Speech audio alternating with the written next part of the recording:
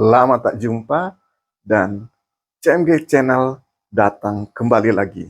Tahun 2023 tentunya dengan novel-novel terbaru karya anak negeri sendiri.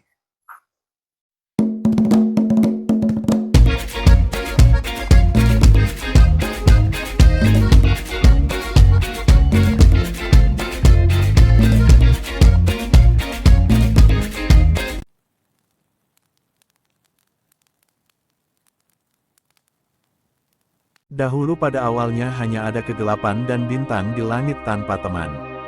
Elf adalah anak, sulung Arda, sangat kagum dan sangat memuja bintang-bintang di langit. Mereka suka termenung berjam-jam lamanya memandang dari bawah ke atas, terpesona akan keindahan bintang di langit. Dewa Kreator melihat bahwa kaum elf itu sesungguhnya amat kesepian. Selalu termenung memandang bintang-bintang di langit. Lalu, dia menciptakan rembulan dan matahari sebagai teman dekorasi menemani sang bintang yang kesepian. Kreator juga menciptakan malam terpisah dari siang, untuk menunjukkan indahnya rembulan pada malam hari malam dan gagahnya matahari ketika siang.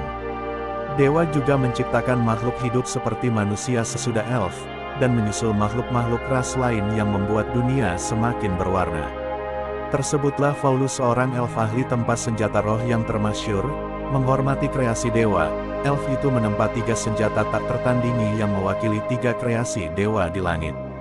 Pedang matahari yang dahsyat, mencuri kekuatan sang surya dengan efek panas membakar dunia. Pedang matahari menyedot kekuatan alam fana.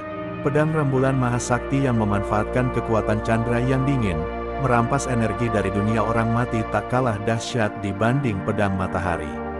Pedang bintang, pedang terakhir dari 3 pedang maha dahsyat itu, berkekuatan cahaya menyilaukan yang jauh lebih mematikan. Kekuatan dari pedang bintang menyerap kekuatan bintang-bintang, dan memanfaatkan energi alam nirwana.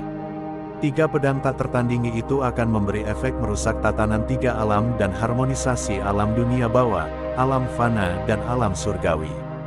Tanpa diketahui siapapun keberadaan 3 pedang itu menghilang dari dunia wulim, dunia persilatan. Waktu pun berlalu dengan cepat, kejadian mengejutkan terjadi. 1000 tahun yang lalu, terjadi pertempuran dahsyat antara 2 praktisi abadi di dunia yang dahulu dikenal bernama benua Silver.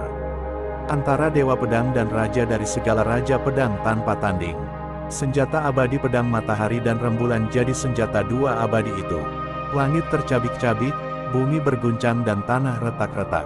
Matahari seolah berubah menjadi tua karena akibat pedang matahari. Sedangkan pedang rembulan, membuat hawa dingin melanda dunia. Ketika itu 2 immortal menggores pedang membuat dunia melayu. Saat pertarungan 2 abadi itu, membuat laut menjadi terpisah dan daratan ada yang tersambung-sambung. Benua Silver dan benua penyaringan dewa yang selama ini berbataskan arai dan formasi sihir sejak awal penciptaan, ketika itu selubungnya terkoyak dan tanah benua saling menyambung. Tidak seorang pun yang melihat kejadian akhir dari pertempuran antara 2 abadi itu.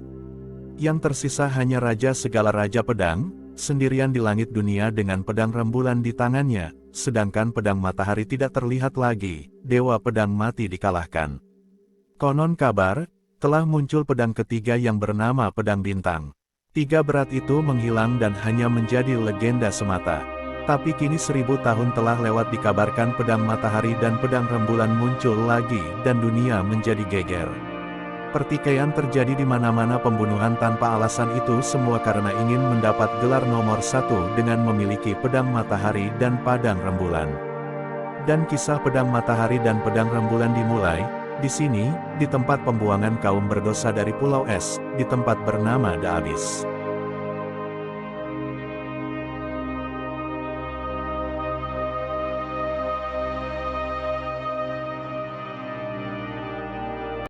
Itulah tadi prelude dari novel yang berjudul Kisah Pedang Matahari dan Pedang Rembulan.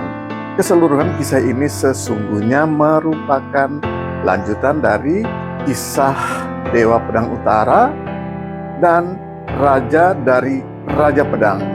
Raja dari Raja Pedang, tentang novel yang berjudul Kisah Dewa Pedang Utara atau Raja dari Raja Pedang itu dapat kamu temui di Noveltoon. Dan sekarang kisah tentang pedang matahari dan pedang rembulan dapat kamu baca hanya di Viso Indonesia. Salam.